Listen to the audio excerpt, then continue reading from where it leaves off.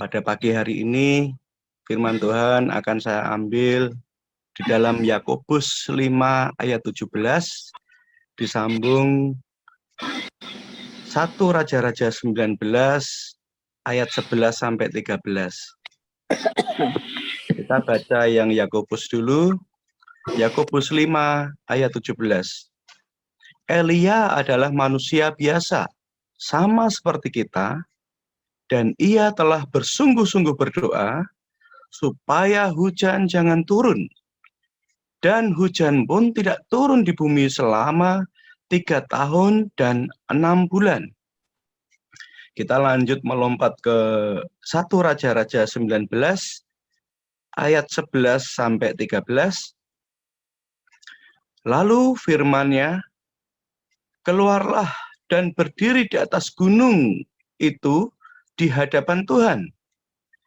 Maka Tuhan lalu, angin besar dan kuat yang membelah gunung-gunung dan memecahkan bukit-bukit batu, mendahului Tuhan. Tetapi tidak ada Tuhan dalam angin itu. Dan sesudah angin itu, datanglah gempa. Tetapi tidak ada Tuhan dalam gempa itu. Dan sesudah gempa itu, datanglah api. Tetapi tidak ada Tuhan dalam api itu.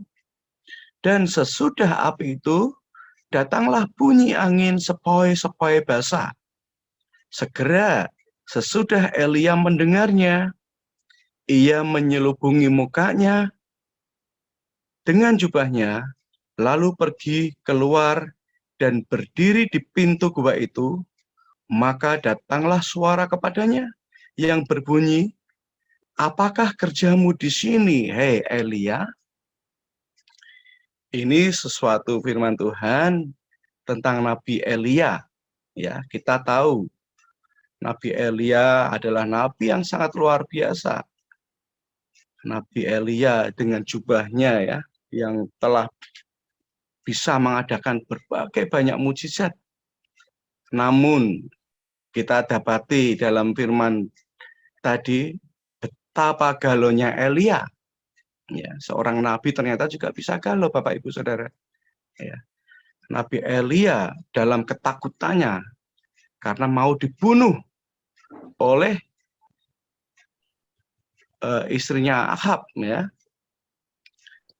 Kita baca bagaimana Elia bersungguh-sungguh berdoa di dalam Yakobus tadi. Secara harafiah berarti berdoa di dalam doa. Ini menunjukkan bahwa suatu doa dari Tuhan telah diberikan kepada Elia. Yang dalamnya Elia berdoa. Dia tidak berdoa di dalam perasaan, pemikiran, maksud, atau suasana hatinya, atau dalam motivasi apapun yang muncul dari lingkungan atau situasi untuk menggenapkan tujuannya sendiri. Dia berdoa di dalam doa yang diberikan kepadanya oleh Tuhan bagi kehendaknya, penggenapan kehendaknya. Elia adalah manusia biasa, sama seperti kita.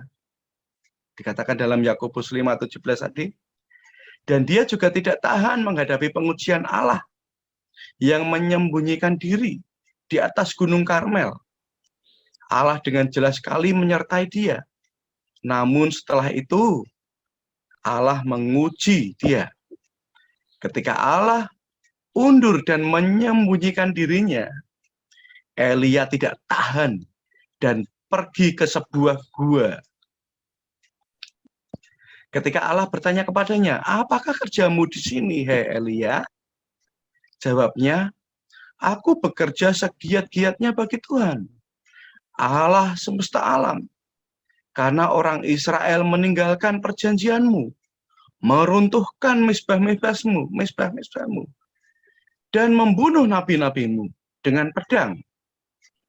Hanya aku seorang dirilah yang masih hidup, dan mereka ingin mencabut nyawaku. Allah tahu bahwa Elia ingin Allah menjadi Allah yang terlihat. Dia tidak menyadari bahwa Allah senang menyembunyikan dirinya sendiri. Ya, karena Elia di dalam lingkungannya diperhadapkan oleh nabi-nabi Baal, nabi yang menyembah Baal, menyembah Allah yang kelihatan. Dan akhirnya Elia pun ingin menunjukkan suatu keinginannya, bahwa dia juga ingin menyembah Allah yang bisa dilihat. Ternyata Allah yang disembah Elia itu adalah Allah yang senang menyembunyikan dirinya. Allah yang bertindak, Allah yang bekerja di dalam sunyi, dalam kesembunyian. Allah menyuruh Elia untuk keluar dan berdiri di atas gunung di hadapan Yehova. Elia menunggu firman amanat.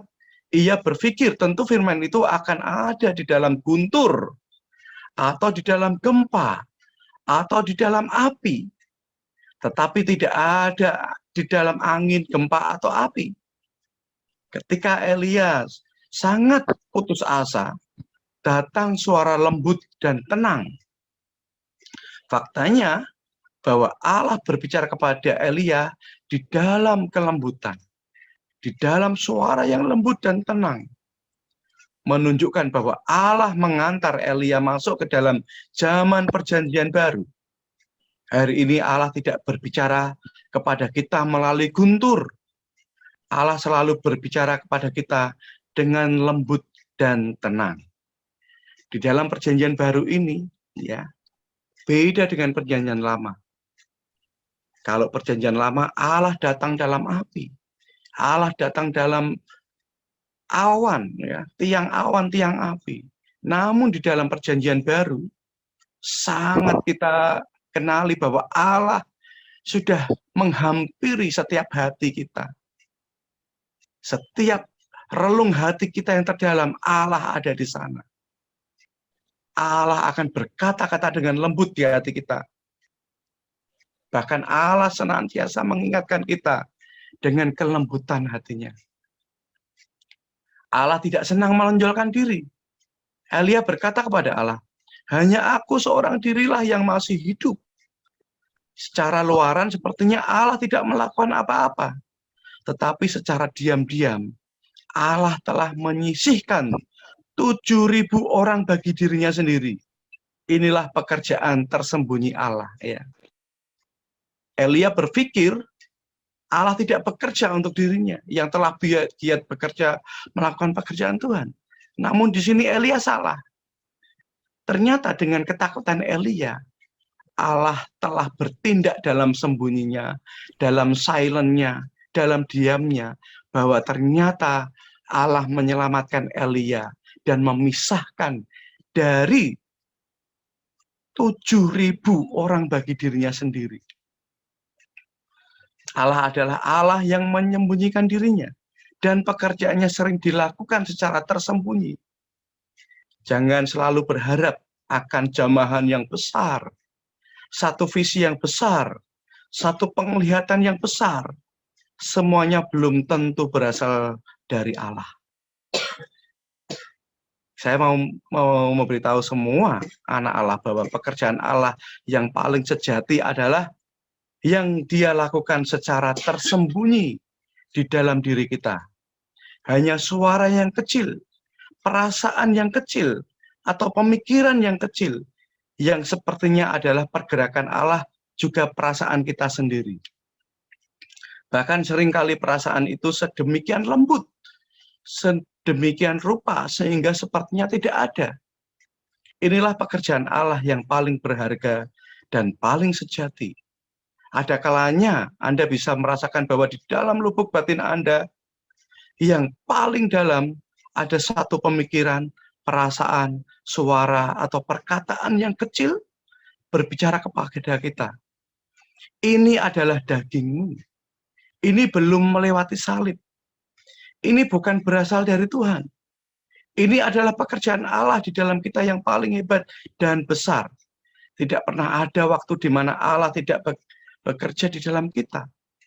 Kita mungkin menjadi dingin atau undur, bahkan sampai sedemikian rupa sehingga tidak menghadiri setiap ibadah-ibadah yang sudah kita tentukan, sudah gereja tentukan, atau melakukan perkara yang paling tidak Allah berkenan. Tetapi suatu saat realitas ini masih ada di dalam kita.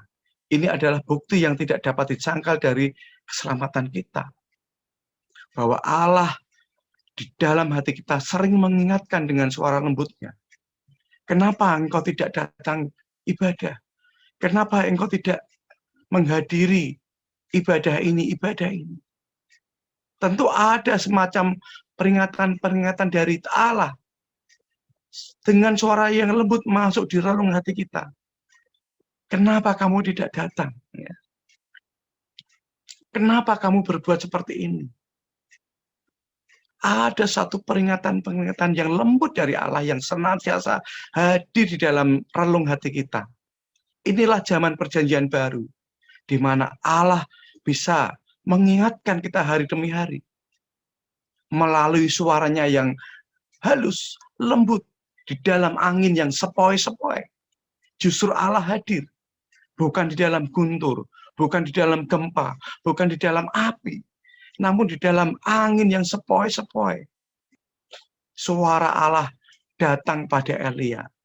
Demikian juga suara Allah datang menghampiri kita, mengingatkan kita, menginsafkan kita, bahkan membangun kita hari demi hari. Ketika kita hendak berbuat dosa, sepertinya dia berbicara, cukuplah, jangan lagi melakukan ini. Berhentilah sampai di sini dan bertobatlah. Ketika selama 2 bulan kita tidak menghadiri ibadah, di dalam kita sepertinya ada suatu suara lembut mengatakan, ayo pergilah beribadah. Bertemu dengan saudara-saudaramu. Kamu akan menunggu sampai kapan kamu baru beribadah. Suara lembut itu terus menggaung di dalam hati nurani kita. Karena memang Allah bisa kita dengar dengan nurani kita. Satu organ manusia yang bisa connect dengan Allah, yaitu hati nurani, yaitu roh kita. Di dalam roh kita ada hati nurani. Ada persekutuan yang indah dengan Allah. Dan ada intuisi. Ya, satu pengenal kepekaan roh. Sehingga kita terbangun oleh suara lembut Allah yang terus mengingatkan hati nurani kita. Demikian Elia diingatkan oleh Allah, dikuatkan oleh Allah di dalam angin sepoi-sepoi. Kita pun juga akan selalu diingatkan Allah melalui hati nurani kita. Allah akan bersuara dengan lembut di dalam relung hati kita, mengingatkan kita sehingga kita bisa tidak ragu-ragu menangkap visi Allah di dalam kelembutan, di dalam suaranya yang manis, penuh kasih mesra. Dan kita akan kembali kepada Allah. Dan kita akan terbangun oleh suara-suara lembut dari Allah melalui hati nurani kita. Mari kita berdoa.